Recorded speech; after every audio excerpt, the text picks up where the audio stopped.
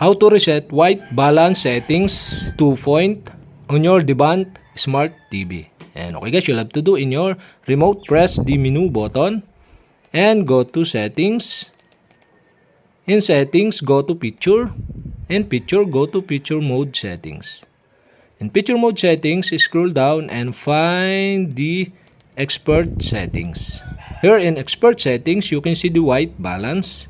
And go to this and you can see the white balance 2-point, and you'll have to do is scroll down and find the reset white balance settings. Okay, go to this and the pop-up will show. Okay, now reset white balance settings. The white balance will revert back to the factory default settings. You'll have to do is press the OK button to reset the white balance settings 2 points, and that's it.